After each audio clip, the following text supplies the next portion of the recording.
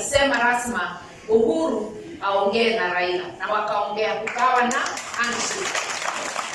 Lakini kwa sasa kwa mpira wa BBI mimi nachezea upinzani, na niko na sababu zangu na sitazieleza sana hapa. Ni kusema ya kwamba mnakumbuka tulikuwa na referendum 205, ile ilishindwa. Nilikuwa kwa serikali, tukaipigia debe, lakini tukashindwa na upinzani wake ukiongozwa na Raila. Alikuwa kwa serikali pia. Wakati huo mlipewa nakala mkajisomea. Hatukumwambia tu iko nini, tulikuwa tunakuja na nakala mnajisomea. Referendum ya 2010 tulikuja na nakala, tukamwambia ni nzuri. Upinzani wake ukiongozwa na kanisa na Ruto pia ukawa na nakala. Kila mtu akawa na nakala na tukawa na uhuru wa kutembeza. Mkachagua katiba.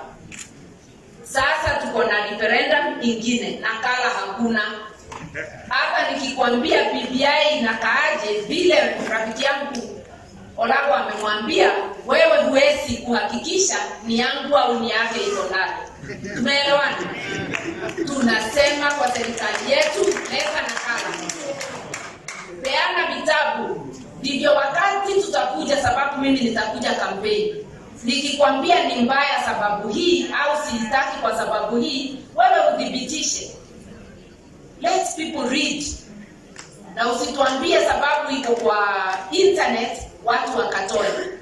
Utatoa pesa ya unga au utatoa pesa ya kwenda print BBI. Wakati tulipitisha katiba ya 2010, tuliongezea viti za bunge.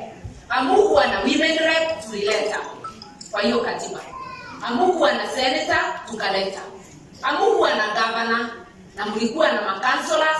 Siku hizi ni MCA sababu tuko na serikali ya kila kaunti.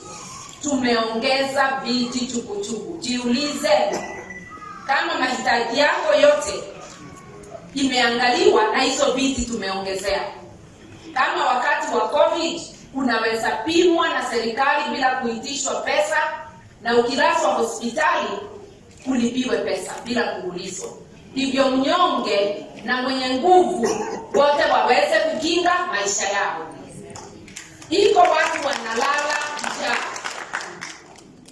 Katiba inasema wewe mnyonge upatiwe usaidizi, usilale njaa kama wewe ni Mkenya, na usilale nje.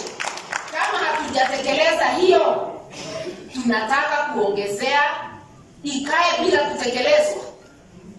Ni kutekeleza kwanza au ni kuweka nguo viraka na hata hatujavaa kuone iko namna gani? Hiyo ndio maswali na sitaendelea sana.